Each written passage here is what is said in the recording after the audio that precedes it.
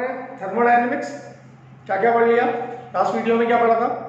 Last video में हमने पढ़ा था बेटा heat capacities, specific heat capacities, molar heat capacities, heat capacity eight constant pressure, heat capacity eight constant volume, कितनी कितनी वैल्यूज आती है, Cp माइनस Cv, कितना आता है, क्यों आता है, ठीक है।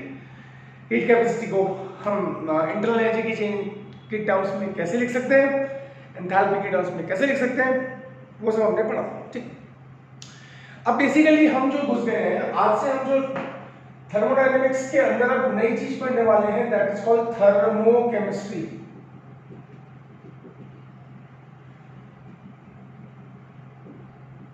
क्या पढ़ने वाले हैं? थर्मोकेमिस्ट्री। थर्मो का मतलब हीट, उसके आगे वर्ड लगा हुआ केमिस्ट्री, दैट मींस हीट की केमिस्ट्री पढ़ने वाले, ठीक है। आपने अभी तक क्या पढ़ा?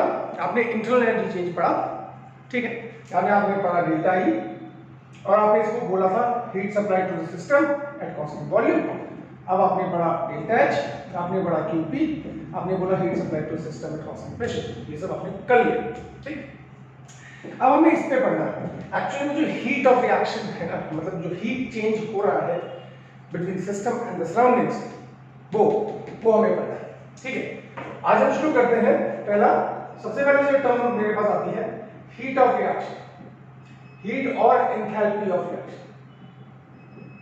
एंथैल्पी ऑफ रिएक्शन, इसको बेटा मैं क्या बोलूंगा? इसको बोलूंगा delta R H. R for reaction, delta मतलब चेंज, एच मतलब एंथैल्पी, ठीक। अब हमने बोला एंथैल्पी ऑफ रिएक्शन क्या है? मैंने बोला ये हीट चेंज है, और ऑब्वियसली बात है जहां एच लगता है दिमाग में सेटिंग हो जानी चाहिए कि वो कांस्टेंट प्रेशर पे है। तो पहली बात जो कुछ हम पढ़ेंगे अब अगले करीब 4-5 दिन, वो डेल्टा एच के बारे में पढ़ेंगे, ठीक है। तो हमने बोला heat change between system and surroundings,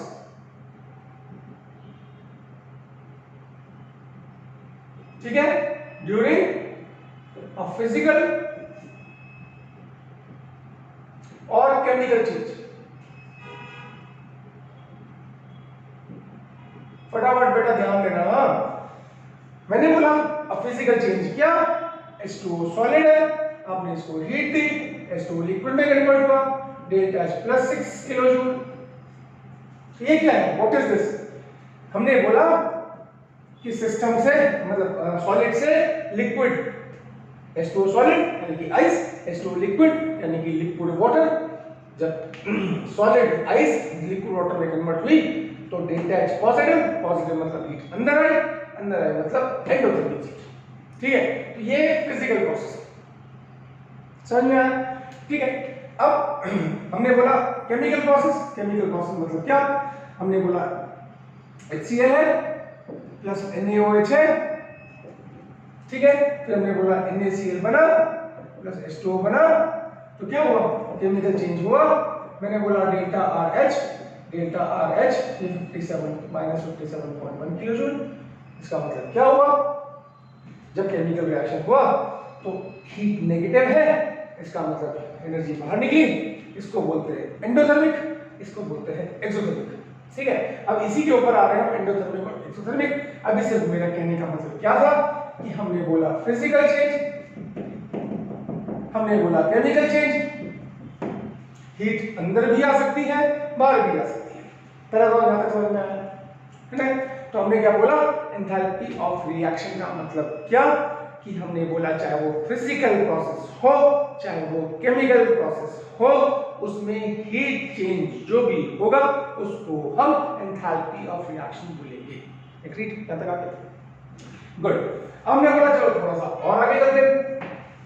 हमने बोला ठीक है, डेल्टा एच जो है, अगर डेल्टा एच नेगेटिव है तो हम इसको बोलते हैं एक्सोथर्मिक चेंज, और डेल्टा एच पॉजिटिव भी हो सकती है, हमने इसको बोला एंडोथर्मिक चेंज, ठीक है। ठीक है, एक्सोथर्मिक एंडोथर्मिक। अब समझिए एक्सोथर्मिक और एंडोथर्मिक में हम इसको कैसे समझेंगे।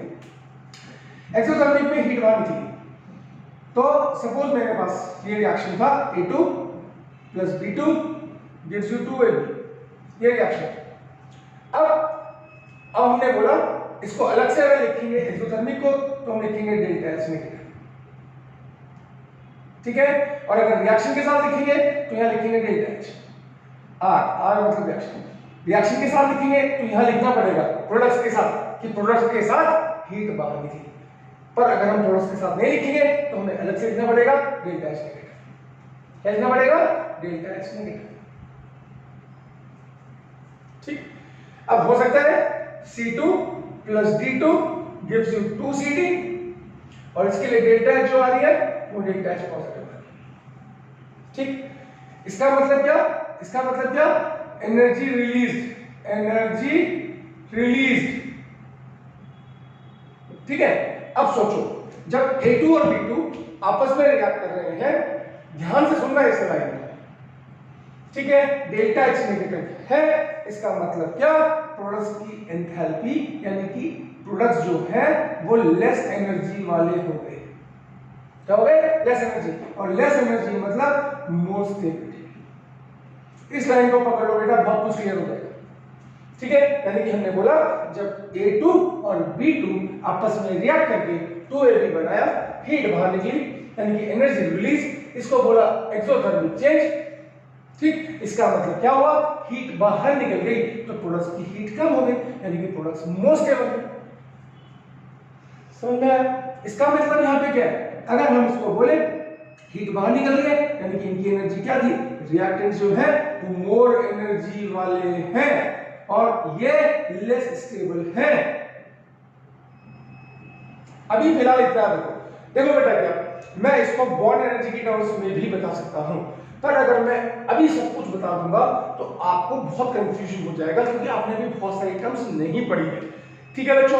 तो अभी सिर्फ क्या, अगर हीट बाहर निकल रही है तो इसका मतलब डेल्टा एच नेगेटिव, ठीक है। और इसका मतलब प्रोडक्ट्स की एनर्जी कम, प्रोडक्ट्स की स्टेबिलिटी ज्यादा। और अगर हीट अंदर आ रही है इसका मतलब क्या? इनकी एनर्जी पहले कम थी, जब रिएक्टेंट्स प्रोडक्ट्स में कन्वर्ट हो गए तो हीट अंदर आई, इसका मतलब प्रोडक्ट्स की एनर्जी ज्यादा, तो मोर एनर्जी, और इसका मतलब लेस स्टेबिलिटी, लेस स्टेबिलिटी। और इसका मतलब इनकी क्या? Less energy, less energy. बच्चों समझ में आ रहा है? और ये क्या? मोर स्टेबल, ठीक है, ठीक है। यहां तक आया समझ में? हमने बोला चलो इसको ऊपर ग्राफ की टर्म्स में भी दिखा देते हैं। यहां तक आया? यहां तक मेरे ख्याल से समझ में आया। चलिए अब थोड़ा सा और आगे चलते हैं, एक स्टेप और आगे चलते हैं। एक स्टेप में हमने कहा भैया ग्राफ भी देख लेते हैं, ये एक्सोथर्मिक का ग्राफ, ठीक है बच्चों, ये एंडोथर्मिक का ग्राफ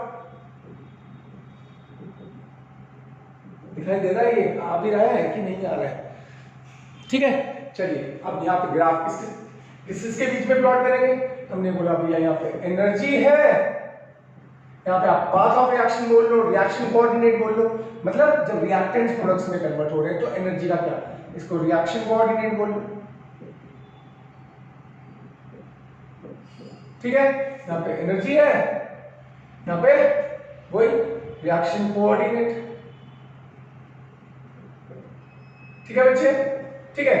तो अब मैंने बोला एक्सोथर्मिक में प्रोडक्ट्स की एनर्जी कम है यानी कि प्रोडक्ट्स नीचे हैं, ये एनर्जी ऑफ प्रोडक्ट्स, ये एनर्जी ऑफ रिएक्टेंट्स, ये रिएक्टेंट है जो बन गया वो प्रोडक्ट है, रिएक्टेंट से प्रोडक्ट्स की तरफ जा रहा है, इसका मतलब प्रोडक्ट्स की एनर्जी कम है तो इन दोनों के बीच का जो एनर्जी डिफरेंस होगा वो माइनस होगा।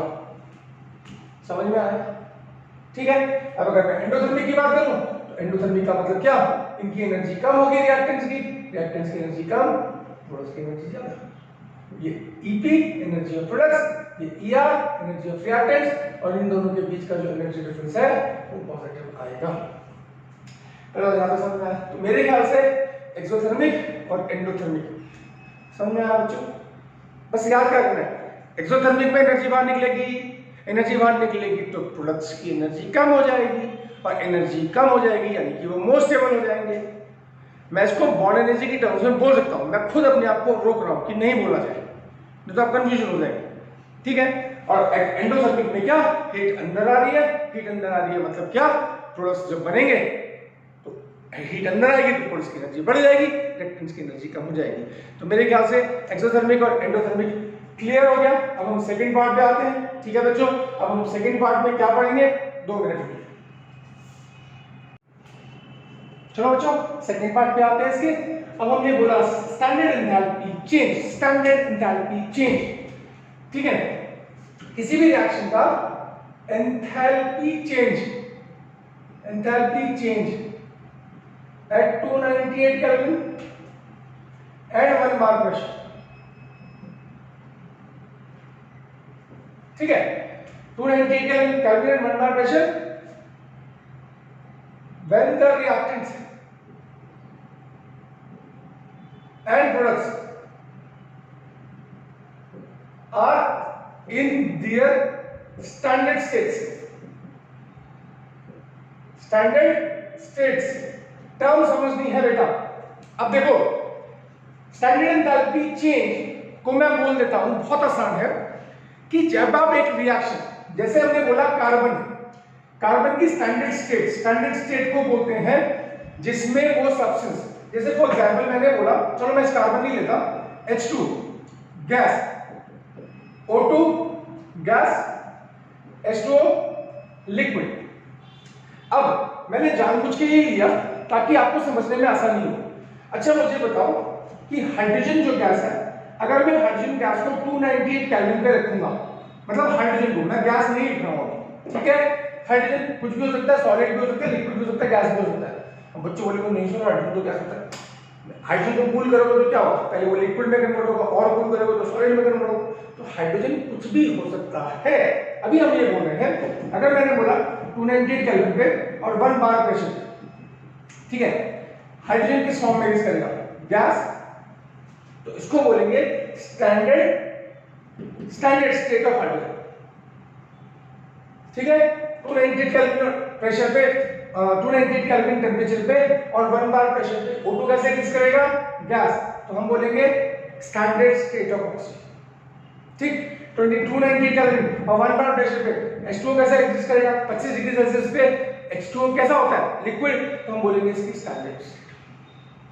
ठीक है, तो अगर हम इस रिएक्शन को कैरी आउट कर रहे हैं 298 केल्विन पे और 1 बार प्रेशर पे और रिएक्टेंट्स एंड प्रोडक्ट्स अपनी स्टैंडर्ड स्टेट में है, यानी कि उस स्टेट में जिसमें वो 298 केल्विन पे और 1 बार प्रेशर पे एग्जिस्ट करते हैं, तो हम बोलेंगे अब इसकी जो भी एंथैल्पी चेंज होगी उसको बोलेंगे standard enthalpy change for the reaction.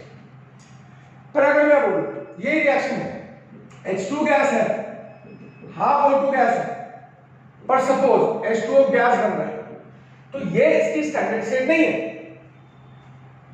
H2O 25 degree Celsius पे और 1 बार पे, इसमें बहुत कंफ्यूजन होता है बेटा बच्चों को, बहुत ज्यादा, 99% बच्चा कंफ्यूज रहता है, इसलिए टेक्निकली बहुत स्ट्रांग होना है आपको थ्योरी में। H2O गैस बन रहा है, अब देखो क्या, अगर ये रिएक्शन इस कंडीशन में हो रहा है तो ऐसा कभी नहीं होगा, H2O गैस नहीं बनेगा, H2O क्या बनेगा, लिक्विड ही बनेगा। पर अगर आपको रिएक्शन में यहाँ पे H2O गैस दे रखा है, तो जो भी एंथैल्पी चेंज होगी उसको आप enthalpy change of the reaction तो बोलोगे, पर ये नहीं बोलोगे, स्टैंडर्ड नहीं है, क्योंकि product, one of the product is not in the standard state. मेरी बात समझ में आया? यानी कि अब इसको डेफिनेशन को पढ़ो, क्या है कि एंथैल्पी चेंज, वो एंथैल्पी चेंज जो 298 केल्विन पे होगा और 1 बार प्रेशर पे होगा और रिएक्टेंट्स एंड प्रोडक्ट्स अपनी स्टैंडर्ड स्टेट में होने चाहिए। दैट मींस जिस स्टेट में वो नेचर में एग्जिस्ट करते हैं 298 केल्विन पे और 1 बार प्रेशर। मेरे ख्याल से टर्म समझ में आ गया। आगे चले। अब हमें क्या करना है, अब हम इसको हटा रहे हैं, अब हम थोड़ा बच्चों वाली चीजें कर लेते हैं पहले, फिर बड़ों वाली चीजें करेंगे। ठीक है, enthalpy change during a physical transformation, physical reaction. ठीक है, और इसको हम बोलते हैं फेज चेंज। ठीक है, फेज चेंज का मतलब होता है अपनी फिजिकल स्टेट चेंज करना, जैसे solid to liquid, liquid to gas. ठीक है बच्चों, अब देखते हैं दो एग्जाम्पल। पहले आप टर्म समझिएगा। मेरे पास H2O सॉलिड है, इधर मैं जाऊंगा H2O लिक्विड में कन्वर्ट हो गया। सॉलिड से लिक्विड को हम बोलते हैं मेल्टिंग, पर अब हम 11th क्लास में आ गए तो हम बोलेंगे फ्यूजन। मेल्टिंग को या हम यहां बोलेंगे फ्यूजन। ठीक है, मेरी बात समझ में आ गई? H2O लिक्विड से H2O गैस बनेगा। ठीक है, बहुत आसान है, जल्दी जल्दी बनेंगे। H2O सॉलिड से लिक्विड से H2O गैस बनेगा, इसको बोलेंगे वेपोराइजेशन। ठीक है, तीसरी चीज और हो सकती है, H2O solid direct H2O gas में कन्वर्ट हो जाए। ऐसा हो सकता है? हाँ हो सकता है। अब वो क्यों होता है, कब होता है, वो बात की बात। इसको बोलते हैं सब्लिमेशन। ठीक है, ठीक है, तो हम यहां से यहां पे जाएंगे तो एंथैल्पी ऑफ फ्यूजन, जो भी हीट चेंज होगी उसको बोलेंगे एंथैल्पी ऑफ फ्यूजन। ठीक है, और क्या लिखेंगे, डेल्टा एफ एच। ठीक, यहां से यहां जाएंगे तो क्या बोलेंगे, एंथैल्पी ऑफ वेपोराइजेशन। ठीक, लिक्विड से गैस। और यहां पे जब जाएंगे तो यहां पे लिखेंगे एंथैल्पी ऑफ सब्लिमेशन।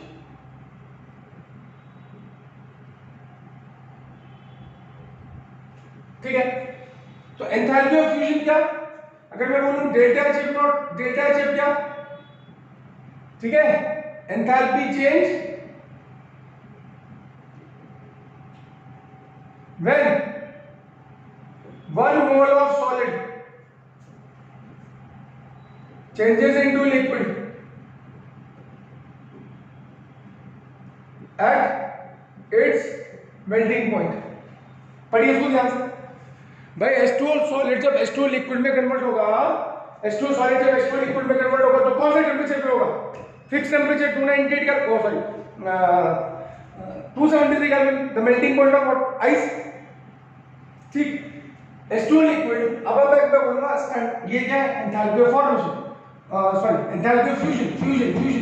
तो हम क्या बोलेंगे, enthalpy change when 1 mole of solid changes into liquid at its melting point।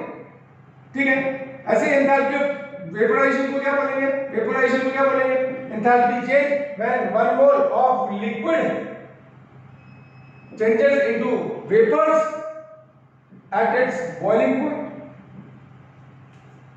ठीक है, जब लिक्विड वेपर में कन्वर्ट होगा तो वाटर कब वाटर वेपर में कन्वर्ट होता है, 373 केल्विन। तो यहां पे टेंपरेचर क्या होगा, 373 केल्विन।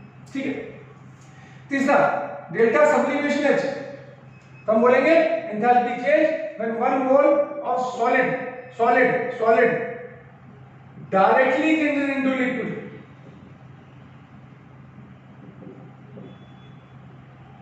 ठीक है, at a temperature, अब याद रखना, below its melting point। now this is important। Solid जब डायरेक्ट गैस में कन्वर्ट हो जाएगा, पर अगर हम सॉलिड को हीट करेंगे उसके मेल्टिंग पॉइंट को तो लिक्विड में कन्वर्ट हो जाएगा। तो आपको कुछ नहीं करना, ये सॉलिड है मेरे पास, इसको हीट करिए, बट टेम्परेचर को कभी भी इसके मेल्टिंग पॉइंट पर मत पहुंचने दीजिए। मतलब आप हीट करिए पर टेम्परेचर मेल्टिंग पॉइंट से कम होना चाहिए। आप हीट देते रहिए। तो आप क्या कर रहे हैं, आप जब हीट दे रहे हैं तो इस सॉलिड की एनर्जी बढ़ा रहे हैं, बट क्योंकि आप मेल्टिंग पॉइंट को रीच नहीं होने दे रहे हैं तो एनर्जी तो बढ़ रही है। एक टाइम ऐसा आएगा जब वो डायरेक्ट वेपर में कन्वर्ट होना शुरू हो जाएगा विदाउट कन्वर्टिंग इनटू लिक्विड, उसको बोलेंगे सब्लिमेशन। क्या बोलेंगे, सब्लिमेशन। तो मेरे ख्याल से समझ में आ गया होगा बेटा। फ्यूजन मतलब सॉलिड टू लिक्विड, इजी है बच्चे।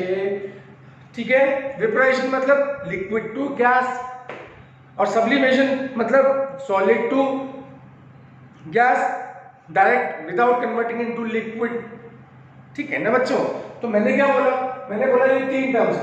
अब मेरे ख्याल से टर्म समझ में आ गई। अब मैं थोड़ी सी और बात करूं, उसको नोट कर लेना बेटा, पॉज करके थोड़ा सा और आगे चलते हैं, कुछ काम की बात और बोलते हैं। ठीक है। H2O solid individual, H2O liquid, क्या बोला? फ्यूजन। ठीक है, अगर मैं वापस जाऊंगा सॉलिड से लिक्विड तो क्या बोलेंगे? फ्रीजिंग।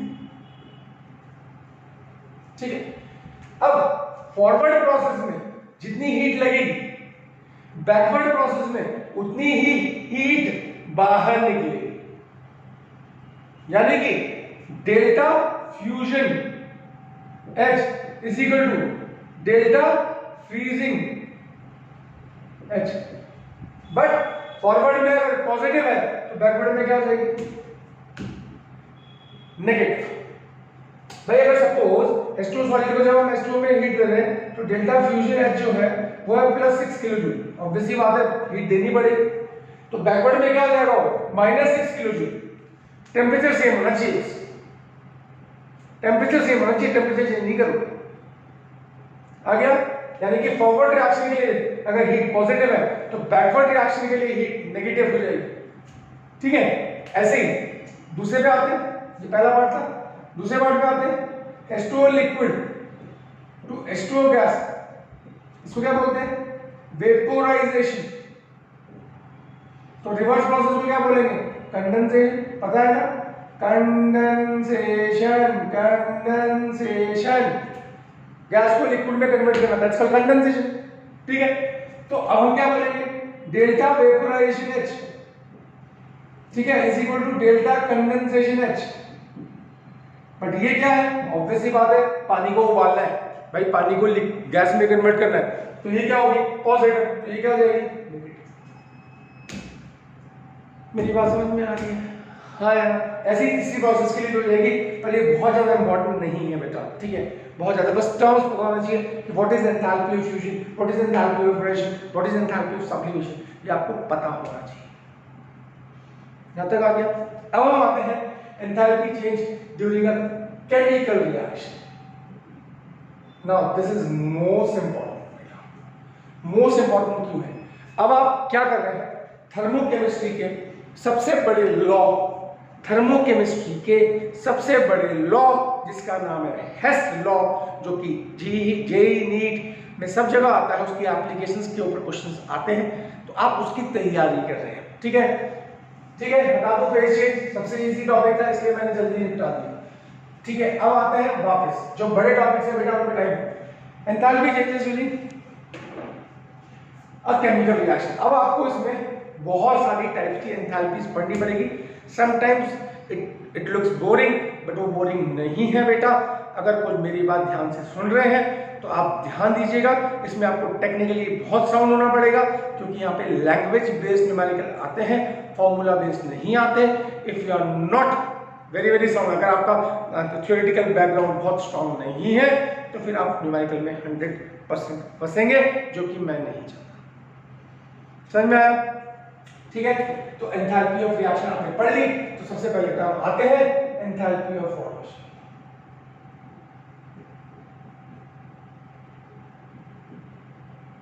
इसको बोलेंगे delta F. Enthalpy of formation. ठीक है, क्या होती है एंथैल्पी ऑफ फॉर्मेशन? कुछ बताओगे? देखो मेरा डायलॉग याद रखोगे। एक मोल कंपाउंड बनाना है, क्या बोला? एक मोल कंपाउंड बनाना है H2O लिक्विड, ठीक है, अपने रिस्पेक्टिव एलिमेंट से बनाना है। इसके अंदर कौन कौन सा एलिमेंट्स है? एक मोल H2O बनाना है, अपने रिस्पेक्टिव एलिमेंट से बनाना है। H2 gas, half O2 gas. ठीक है, तो जो भी हीट चेंज होगी उसको बोलेंगे standard enthalpy of formation of H2। क्या बोलेंगे? Enthalpy of formation of H2। ठीक है, ठीक है। सपोज आप ये कर रहे हैं 400 केल्विन पे आप ये बना रहे हैं, ठीक है। अब ये 400 केल्विन पे वाटर का बॉइलिंग पॉइंट क्या होता है? वाटर का बॉइलिंग पॉइंट क्या होता है? वाटर का बॉइलिंग पॉइंट 373 केल्विन। आप इस रिएक्शन को किस टेंपरेचर पे कर रहे हैं? 400 केल्विन पे। तो 400 टेंपरेचर पे वाटर क्या बनेगा? गैस बनेगा। जो भी एंथैल्पी चेंज होगी उसको बोलेंगे enthalpy of formation of H2। ठीक है, क्या बोलेंगे? Enthalpy of formation of H2। मतलब the enthalpy change when 1 mole of a compound is formed from its respective elements. ठीक है, जैसे फॉर एग्जांपल मैंने बोला CO2 गैस, ठीक है, कार्बन को हम लिखते हैं ग्रेफाइट, क्यों लिखते हैं अभी बता रहा हूं, प्लस O2 गैस, तो हम बोलेंगे CO2 गैस। जो भी एंथैल्पी चेंज होगी उसको बोलेंगे डेल्टा FH। ठीक है, अब इसके अंदर टर्म आती है स्टैंडर्ड एंथैल्पी ऑफ फॉर्मेशन। क्या बोलते हैं? Standard enthalpy of formation. ठीक है, यानी कि स्टैंडर्ड एंथैल्पी ऑफ फॉर्मेशन के लिए टेंपरेचर 298 केल्विन होना चाहिए, प्रेशर 1 बार होना चाहिए, and reactants and products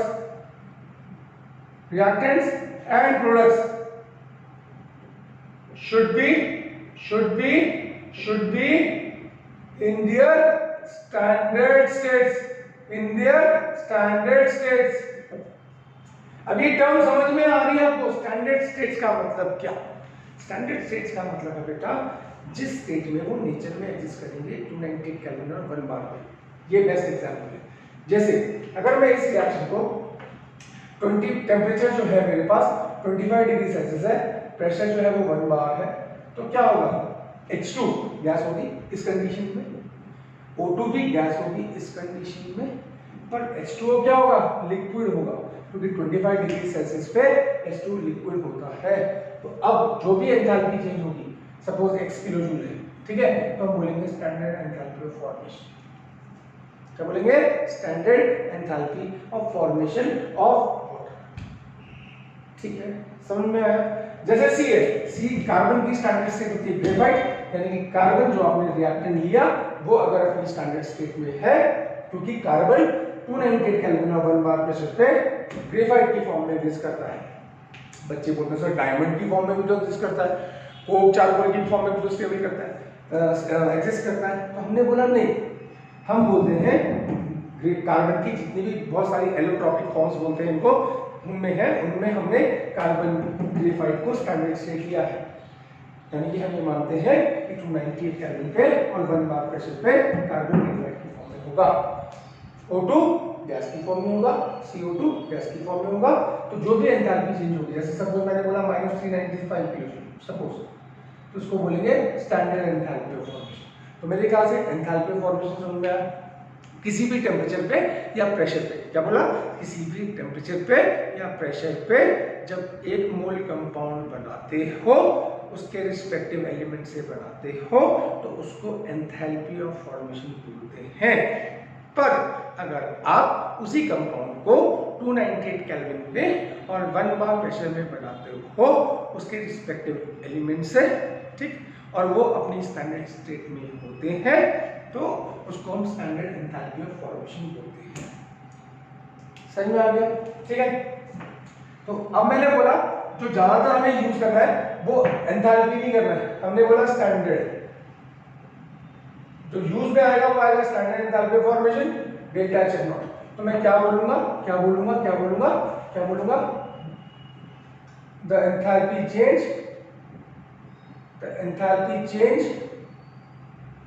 when 1 mole of compound is formed। now important ये है, 1 mole of compound is formed, ठीक है, at 298 Kelvin and 1 bar pressure, when, ठीक है, from its respective elements, किससे? from its respective elements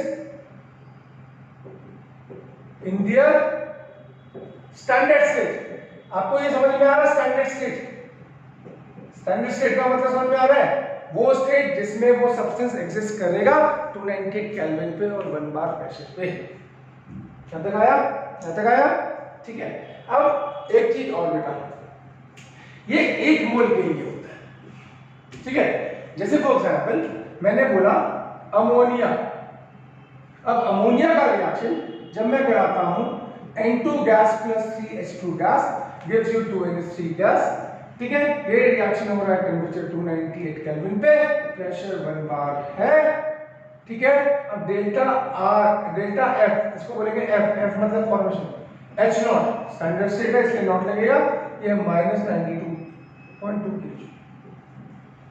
ठीक है, तो क्या हम इसे delta standard enthalpy of formation बोलेंगे। अब यहाँ पे कितने मोल्स बन रहे हैं, 2 मोल्स। ठीक है, तो हम बोलेंगे standard enthalpy of formation of 2 moles. But हमेशा याद रखना, हम जब स्टैंडर्ड एंथैल्पी ऑफ फॉर्मेशन की बात करते हैं तो वो हमेशा किलोजूल पर मोल होती है। ये किलोजूल फॉर 2 मोल्स है, तो हमें क्या करना पड़ेगा, हमें half N2 gas plus 3/2 H2 gas gives you NH3 gas. अब हम लिखेंगे delta F H not is -46 points का हाफ करना पड़ेगा, -46.1 किलोजूल पर मोल, यानी कि 46 -46.1 kilojoule is the standard enthalpy of formation of ammonia.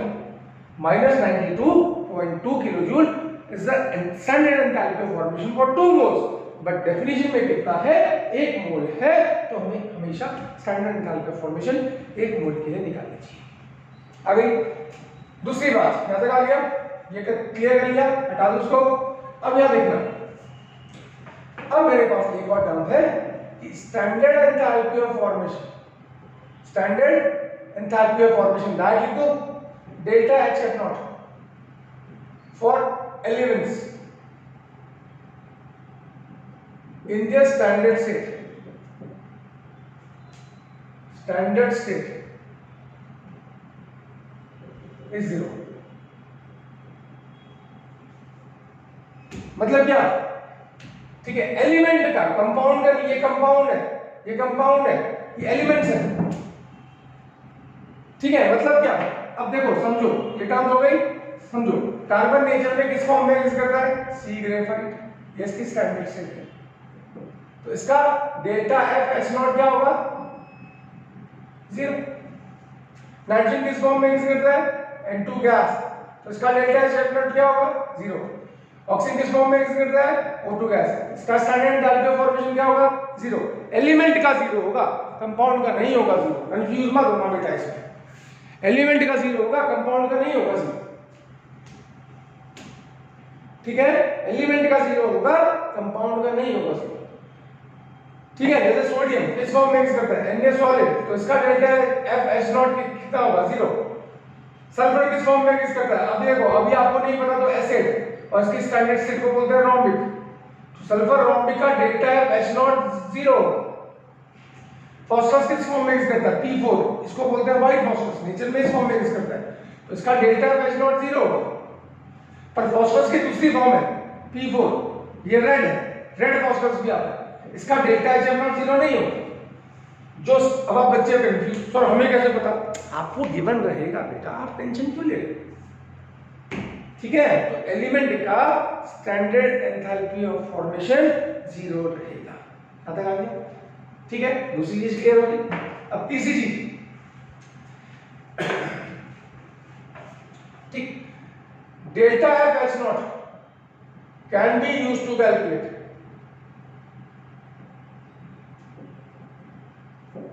Delta R H naught. अब ये क्या है, स्टैंडर्ड एंथैल्पी ऑफ फॉर्मेशन, और ये क्या है, standard enthalpy change for reaction.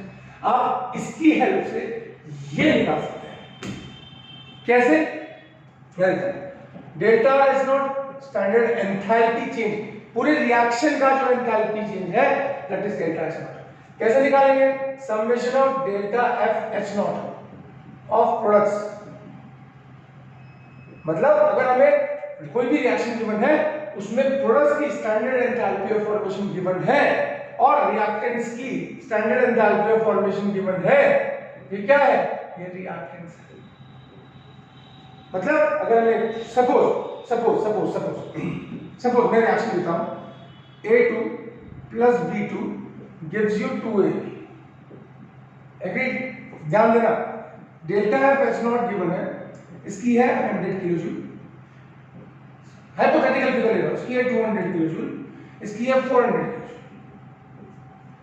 ठीक है, इनके डेल्टा एफ एच नॉट है, एफ। ठीक है, तो इसकी हेल्प से पूरे रिएक्शन में जो भी एंथैल्पी चेंज हुई उसको क्या बोलेंगे आर, डेल्टा आर एस, ये निकालेंगे। ये क्या है पूरे रिएक्शन में, ये क्या है इनकी स्टैंडर्ड एंथैल्पी ऑफ फॉर्मेशन, ये आपको गिवन रहेगी, ठीक है। तो आप क्या बोलोगे कि भैया डेल्टा आर एच नॉट जब मैं निकालूंगा तो मेरे पास फॉर्मूला क्या है, delta H not of products minus delta F H not of reactants, ठीक है ना। तो अब delta F H not products कौन है, इसकी कितनी है 400 किलो जूल पर बेटा। अब एक नोट, एक बहुत बड़ा नोट दिखाई दे रहा है आपको, एक बहुत बड़ा note, to calculate delta H naught, to calculate delta R H naught, अगर हमें डेल्टा एच नॉट स्टिचियोमेट्रिक, इसको बोलते हैं स्टिचियोमेट्रिक कोएफिशिएंट। यहाँ पे कितना है 1, यहाँ पे कितना है 1, S T O I C H I O M E T R S, stoichiometric coefficient must be taken into account, must be taken into account, मतलब आप इसको नहीं भूलेंगे। अब इसकी स्टैंडर्ड एंथैल्पी ऑफ फॉर्मेशन कितनी गिवन है, किलो जूल। अभी मैंने हमेशा क्या बोला, अभी इससे पहले अभी 2 मिनट पहले बोला कि 1 मोल की गिवन रहती है, पर इसके कितने मोल बन रहे हैं 2 मोल, तो 2 मोल को ही यूज करना पड़ेगा। तो लिखना पड़ेगा 2 × 400 माइनस इसकी कितनी है 100 किलो जूल, कितने मोल है 1 मोल। अगर यहाँ 2 होता तो मैं 2 × 100 लिखता, ठीक है। यहाँ पे कितनी है 200 किलो जूल, तो आ जाएगा 800 minus 300 that is 500 kilo joule. ये क्या होगी डेल्टा आर एच नॉट। ये क्या है पूरे रिएक्शन में कितनी एंथैल्पी चेंज हुई इतनी, और ये क्या थी इनकी standard enthalpy of formation given थी। तो फॉर्मेशन की हेल्प से हम क्या निकाल सकते हैं, किसी भी रिएक्शन का standard enthalpy change for the reaction निकाल सकते हैं। मेरे ख्याल से standard enthalpy change of the reaction समझ में आ गया होगा। Standard enthalpy of formation, formation समझ में आया, एक मोल कंपाउंड बनाना है, अपने एलिमेंट से बनाना है, और वो एलिमेंट अपनी स्टैंडर्ड स्टेट में होने चाहिए। और स्टैंडर्ड स्टेट वो स्टेट होती है जिसमें एलिमेंट नेचर में एग्जिस्ट करता है 298 केल्विन पर 1 बार में। तो मेरे ख्याल से स्टैंडर्ड एंथैल्पी ऑफ फॉर्मेशन और स्टैंडर्ड एंथैल्पी चेंज समझ में आ गया होगा, ठीक है। अब हम आगे बढ़ते हैं, हम दूसरी एंथैल्पीज के ऊपर आते हैं, ठीक है बेटा।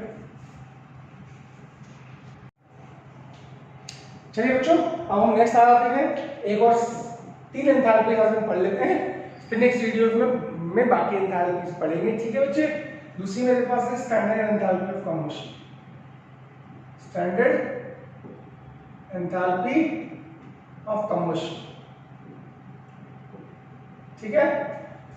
Delta C H naught, combustion आपको पता है ऑक्सीजन की प्रेजेंस में किसी को भी जलाना, दैट इज कॉल्ड कम्बशन। तो चलो कर लेते हैं। अब यहां समझिएगा, ठीक है, मैंने बोला सी ग्रेफाइट, ठीक है, plus O2 gas gives you CO2 gas, delta H आया, डेल्टा एच नॉट आया -393 किलो जूल। अब देखो -393 किलो जूल, ठीक है, is delta CH not of graphite. Term समझिएगा। तो पहले स्टैंडर्ड एंथैल्पी ऑफ कंबशन को समझ लीजिए, 1 मोल एलिमेंट को या कंपाउंड को, क्या बोला 1 मोल एलिमेंट या कंपाउंड को। अब कंपाउंड जैसे मैंने बोला CH4 गैस है, O2 गैस है, CO2 गैस बना, 2H2 लिक्विड बना। यहाँ पे डेल्टा एच नॉट जो है माइनस सपोज 890 किलो जूल। तो अब समझिएगा -890 kilo joule is delta CH not, standard enthalpy of combustion of methane. मतलब हम क्या बोलेंगे कि भैया जब हमने 1 मोल मीथेन को एक्सेस ऑफ ऑक्सीजन में जलाया तो इतनी हीट बाहर निकली, उसको क्या बोला standard enthalpy of combustion of methane. तो स्टैंडर्ड एंथैल्पी ऑफ कंबशन क्या, एक मोल कंपाउंड है या एक मोल एलिमेंट है, ना सी ग्रेफाइट एलिमेंट है, ठीक है, हाइड्रोजन यहाँ पे एलिमेंट है, H2 gas plus half O2 gas gives you H2O liquid, ये 298 केल्विन, जहां नॉट लग गया वहां पे 298 केल्विन में 1 बार को आएगा, ठीक है। यहाँ पे डेल्टा H0 जो निकली, ठीक है, H0 निकली, मैंने बोला -287 किलो जूल। तो अब समझिएगा -287 को मैं क्या बोलूंगा, इसको बोलूंगा standard enthalpy of combustion of H2 gas, ठीक है, या मैं इसको बोल सकता हूं standard enthalpy of formation of H2O liquid. Standard enthalpy of formation का डेफिनेशन क्या था, एक मोल कंपाउंड को बनाना है, एक मोल कंपाउंड को बनाना है, अपने रिस्पेक्टिव एलिमेंट से बनाना है, और वो एलिमेंट अपनी स्टैंडर्ड स्टेट में होने चाहिए।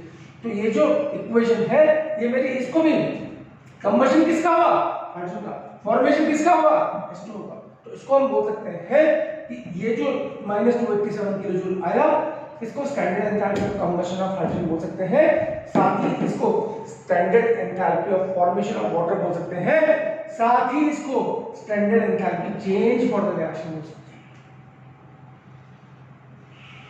समझ में आया? सिमिलरली 393 किलो जूल को हम standard enthalpy of combustion of, क्योंकि कंबशन किसका हो रहा है, ग्रेफाइट का, या डेल्टा H0 ऑफ CO2 बोल सकते हैं, या डेल्टा RH0, मतलब 393 किलो जूल को हम बोल सकते हैं कि ये standard enthalpy of combustion of graphite है या standard enthalpy of formation of CO2 है। क्योंकि डेफिनेशन पे जाओ, आप डेफिनेशन नहीं पकड़ेंगे तो कंफ्यूज रहेंगे। डेफिनेशन क्या थी, एक मोल कंपाउंड बनाना है, अपने एलिमेंट से बनाना है, एलिमेंट से, ये एलिमेंट है, तो ये जो है ये जो इक्वेशन है वो इसको भी फॉलो कर रही है, ठीक है। और डेल्टा H0 तो है ही भाई, किसी भी रिएक्शन में जो भी एंथैल्पी चेंज होगी उसको standard enthalpy change for the reaction बोलेंगे। अब यहां पे आ जाओ, इसको हम सिर्फ क्या बोलेंगे, standard enthalpy of combustion of graphite, या हम इसको बोल सकते हैं standard enthalpy change for the reaction, ठीक है बच्चों।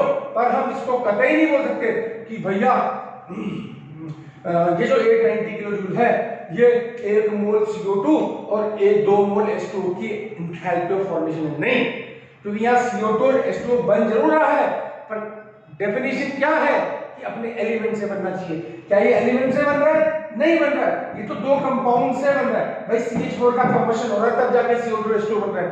पर एंथैल्पी ऑफ फॉर्मेशन की डेफिनेशन क्या है कि कंपाउंड बनना चाहिए, पहली बात 1 मोल बनना चाहिए और अपने एलिमेंट से बनना चाहिए। यहाँ पे CO2 और 1 मोल CO2 और 2 मोल H2O बन जरूर रहा है, पर अपने एलिमेंट से नहीं बन रहा है, इसलिए ये एंथैल्पी ऑफ कंबशन हो सकता है मीथेन का, ये enthalpy change for the reaction हो सकता है, पर ये एंथैल्पी ऑफ फॉर्मेशन नहीं हो सकता। मेरे ख्याल से स्टैंडर्ड एंथैल्पी ऑफ कंबशन समझ में आ गया होगा।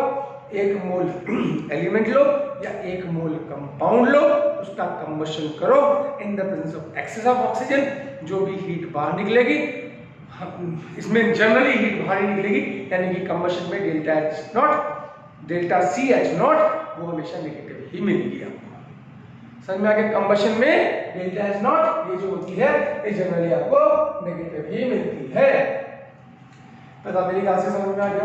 तो आज के वीडियो में बेटा हमने 3 एंथैल्पीज पढ़ी, standard enthalpy change for the reaction, standard enthalpy of formation, standard enthalpy of combustion. अब हम नेक्स्ट वीडियो में इनके न्यूमेरिकल्स करेंगे, हो सकता है न्यूमेरिकल्स हम एक साथ ही करें H0 के साथ, पहले हम सारी एंथैल्पीज निपटाएंगे, ठीक है। अगर वीडियो समझ में आया तो लाइक करें, अगर चैनल पे नए हैं तो सब्सक्राइब करें, क्योंकि in this channel unlocking chemistry we are going to unlock the mystery of chemistry, ठीक है। Thank you so much for watching.